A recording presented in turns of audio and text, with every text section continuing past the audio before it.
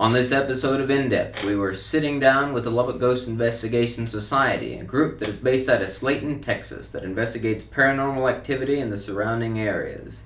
Consisting of 4 base members, with other people tagging along in between, the group has gone on investigations for over 10 years to test out their theories on paranormal activity.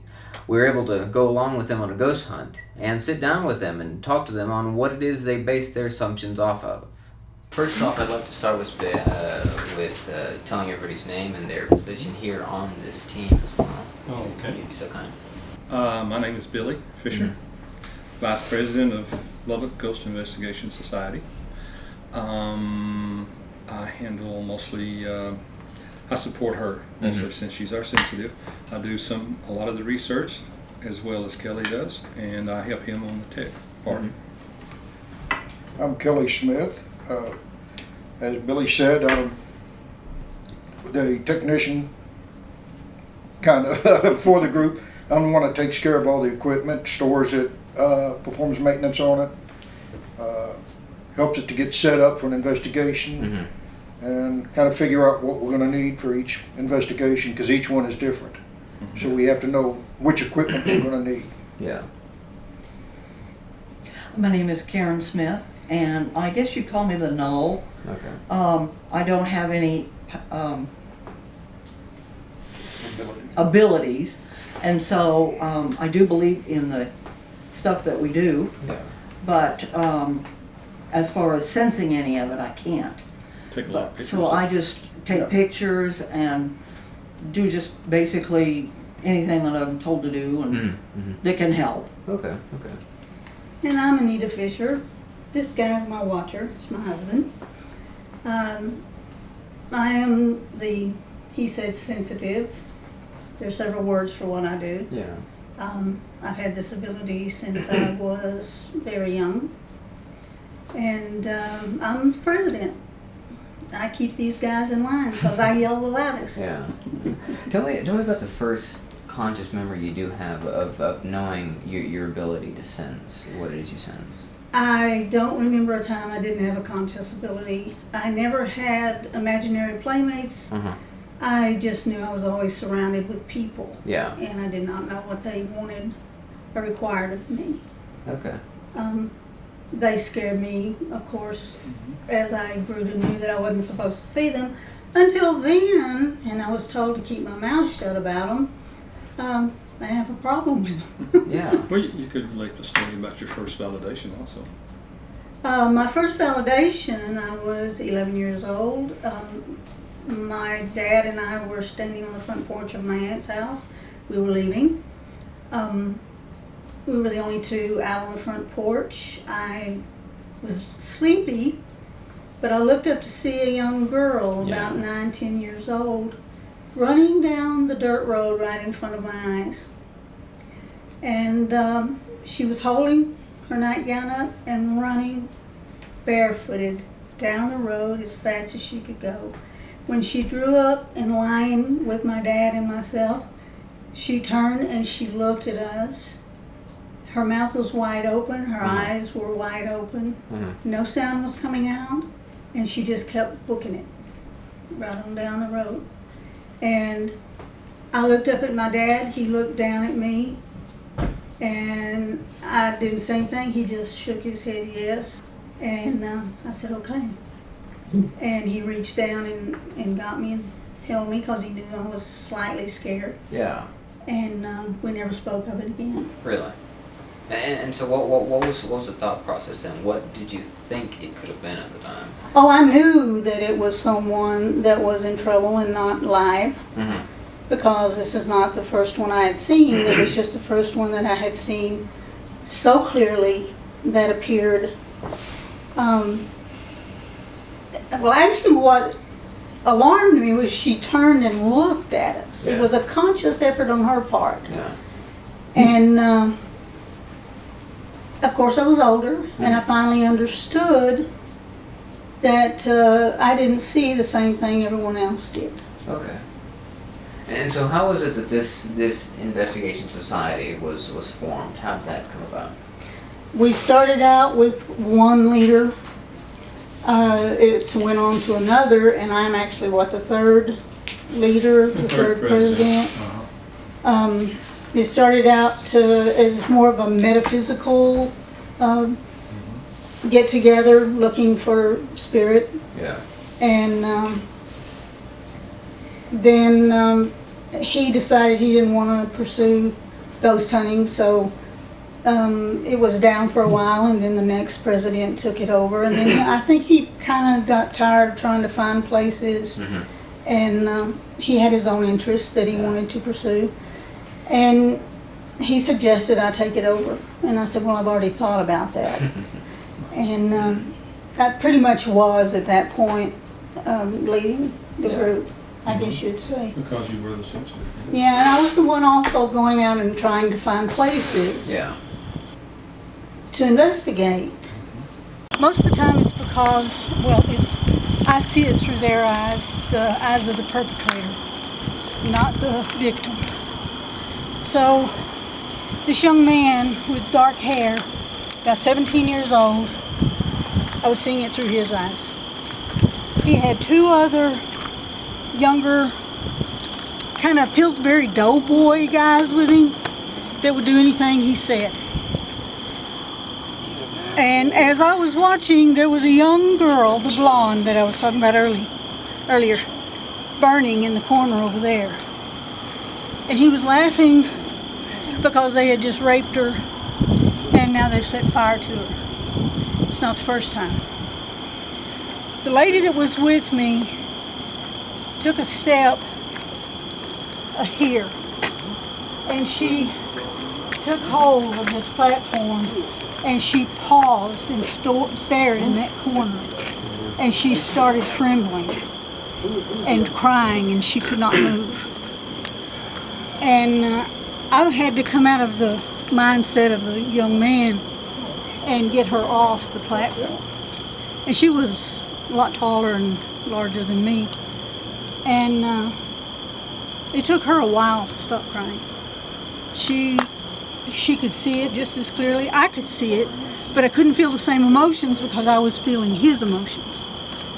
And while I was mentally laughing like he was very proud of what he had done.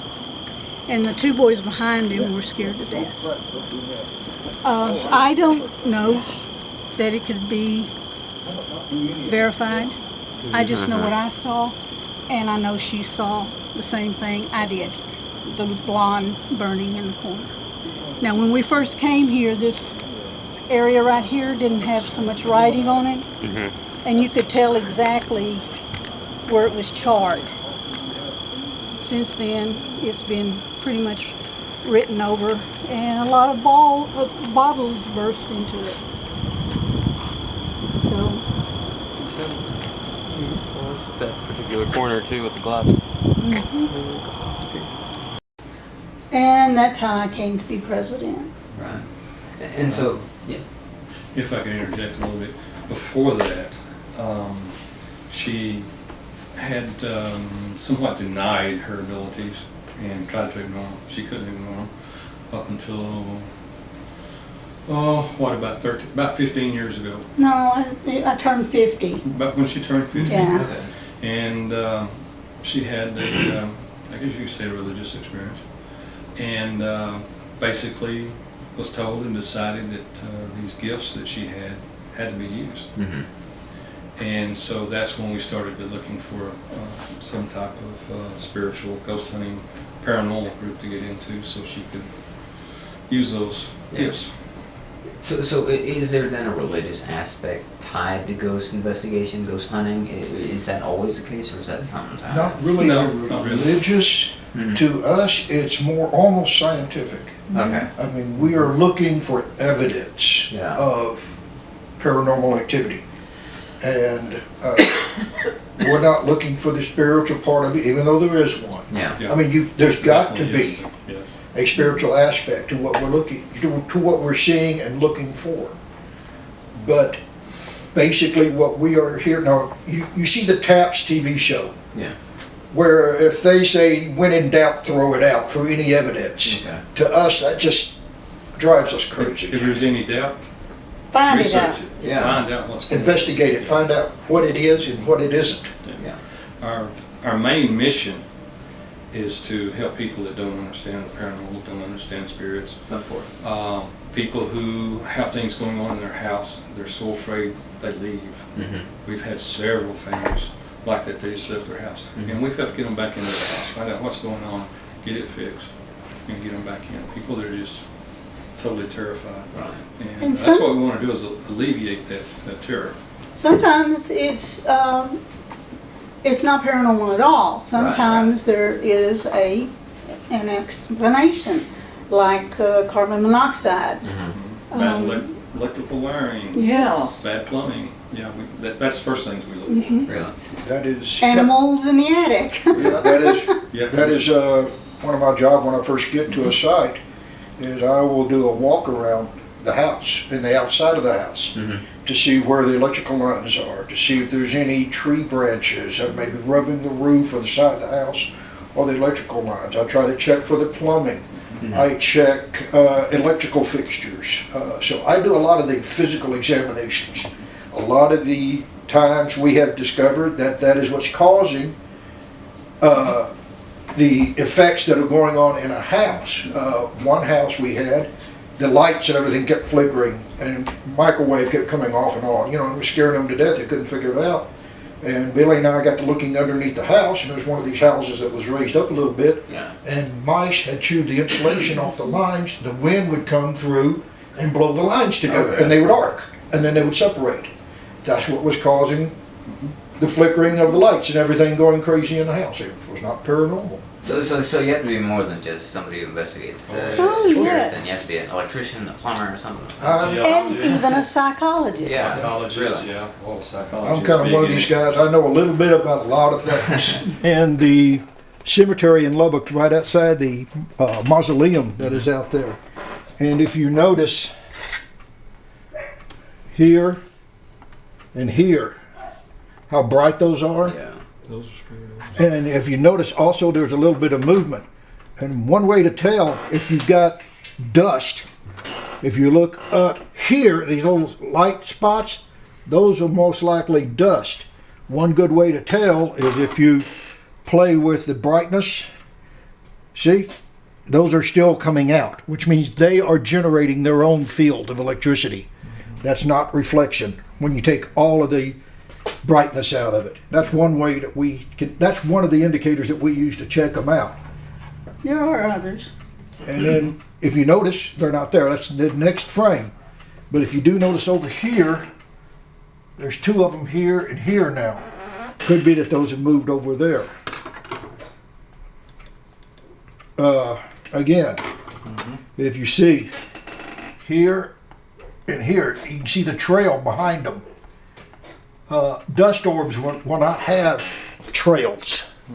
Moisture will, but it'll be a different direction. It'll be a different It'll be direction. coming from the bottom. Yeah. A lot of times you get a very intense orb, it will generate almost a rainbow effect. And a lot of, or not a lot, but there are some theories out that according to the color that the orb is generating is what type of orb it is or what it's trying to signify or something like this according to the color. Some people are looking at that and going, you know. Yeah. But again, there's still a lot of theoretical scientific study that's being done to these things. So everybody has their own opinion as to who, what, when, and where. And I'm still convinced that string theory will Yeah. sort that out. And if you see, a lot of this stuff, people see these dust orbs like this and go, oh my, orbs, we got ghosts. No, you got dust. In West Texas, you have dust. Yeah. You have bunches of dust. That's right. And one thing we found out, if you look right here, you see it looks like a little blue spot in that tree.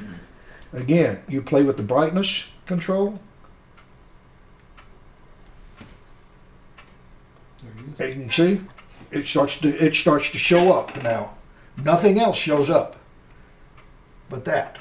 And again, that one's got color to it. So it's quite possible that there's something there. We're not saying absolutely for sure, but It's a in our possibility. opinion, it's a good chance that that is some sort of what they call spirit orbs. This is one of the ones that we had the other night when we were out Yeah. there. That's one of the ones I was chasing down. And so how also then do you put a science behind something like this? What is it that what research have you taken to try and pinpoint a lot of the stuff that you're finding here? 15 years worth of research. Okay. Books, stacks of books that you study. Not just on ghost hunting, but All types of paranormal Science. You have to know electromagnetic fields, how they work, why they work, color, Yeah. light. All light is electromagnetic, frequencies. Yeah. Color is a frequency. That's it. You have to know all kinds of things like that. String theory. String theory will prove ghosts and spirits. One of the best books I've got is written by Marie Jones, Dr. Marie Jones. It's capital P, capital S, capital I, E-N-C-E. And so before this, what was everybody doing? Has everybody always been devoted to the group? Is this the primary thing we do right now? Do we have other jobs along with this? Oh, sure, we have other jobs. You have to have money coming in. yeah, we make no money from this. Yeah. We No. never charge. Never Yeah. charge, never make any money, never accept any.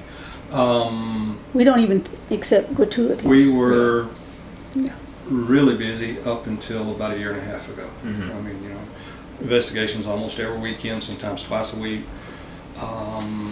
But Anita got sick. She has some physical problems. One of them manifested itself. She had a cyst on her spine. Mhm. We had to have removed, a very large cyst. And that kind of shut us down for about a year. Yeah. And we're just now getting back into it. We're getting quite a few phone calls now. Actually, we have an investigation this Friday. Really?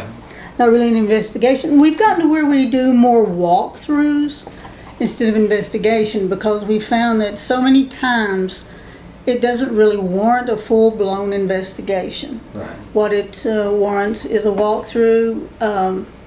I walk in cold. He goes with me. They take care of the paperwork. And I pick up on what I pick up. And then when I get through doing what I do, I go back in where the people are. I tell them what I've found Yeah. and see what correlates. Okay. And if nothing correlates, if I don't find anything, then we work from there. Okay. If there is some serious problems, that's when we go back in full bore and do an investigation. Yeah, and quite often, while Anita is talking to the people after Kelly and Karen get through doing the paperwork, Yeah. asking them all the questions, Kelly will go around and check like the water heater, Right. the electricity, things like that, and see if maybe something that's the cause. And if they want, like she says, we take over their house for a night. Really? Basically, that's what it is. Cables running everywhere, cameras everywhere, that kind of stuff. And if anybody thinks that this is a glorious job, Yeah. it is so boring. Yes, it is. You wait and wait and wait and wait and hope that something happens, or you hope that something doesn't happen, depending on the situation. Yeah. If someone calls and a child is in distress, they take priority and we get to it just as quickly as we can, even if we have to shut something else down. Yeah. So, What a lot of people don't understand, though, is that you go in and do an investigation and they expect, results from all of the video, all of the still pictures, Yeah. and the audio and everything we do. They expect it the next day, kind of like they do on some of the Right. TV shows. But it's not that way. It takes sometimes 2 weeks Right. to go through all that. and even more if we use the DVR recorder. So tell me about your first unified investigation. Whenever we first got together and then decided to go into this. I made an investigator scream. Did you? That was so funny. Yeah, didn't you? That was good. One of the things I do that a lot of investigators don't, sensitives, if I find a closet or a door that's shut to a dark void, that's where I'm going to go. Okay. And I was in a closet, and one of our investigators happened to be coming into the bedroom when I was Okay. coming out of the closet, and oh man, he squealed. tiptoed back about 6 feet. It was very funny, but I felt sorry for him because, that's got to be a shock. But on that investigation, that's where we found the wires, or they found the wires under the house. One of our first investigations was the house with all the cockroaches. Is that the We went with Will and some of the other guys. It was an empty house. empty Because house? the people who owned it rented it out. It was a rent house. Yeah. And people kept moving in and stay a month or two, they'd leave. They'd say, we're not staying there anymore. It's hard. And and we went in, and the kitchen had white cabinets. And you'd open the bottom cabinets, and some cockroaches in there, other dead ones laying around all over the place. They just sprayed the place. It was full of cockroaches. Around the world has their own version of magic or spirit world, and what we try to do is to read up on as many of these as we think might be influenced. Of course, there's some that will not be in this part of the United States. So we do not really bother with them unless the people that call us happen to be of that religion. Right. But we like to try to keep up on the things that happened around here, the various types of magic or spirits or anything like that that can be in this area. Sometimes we find out that the ground that the house is sitting on, the house is not haunted, but the ground that the house is sitting on has had some event happen to it that it has retained into the earth or into the ground itself, that event. And now that the house is built on top of the ground, now the event is starting to come up into the house. And being that this area had a lot of people come through this part of Texas, they had a yellow fever outbreak that killed cholera outbreaks, Indian attacks. Ransom Canyon, just outside of here, had a large Indian battle happen there. Well, not a battle, but a massacre. The canyon there at Post has got Yeah. wonderful. Oh, you can can't say still hear the But, screams of the the buffalo hunter. buffalo hunter that was caught and tortured by the Indians. Right there at the canyon, just right there by Post. We happened to investigate a house, and this was one of the families that was afraid to go back to their home. We were there one night, and you could hear him screaming. I mean, it was just ringing off the canyon walls, and you could hear the war drums. And you could also seem to have adopted a large cat that stayed with me, and if I got out of bounds, she would push me back away from where I shouldn't be. But in the front yard, you could just hear this going on. The hoops and the whoops or whatever of the Native Americans as they were taking care of this interloper. But he actually knew that he was on their land and was in the wrong. Right. And it took a little bit of research, not much, that I found out about his story. It was fascinating.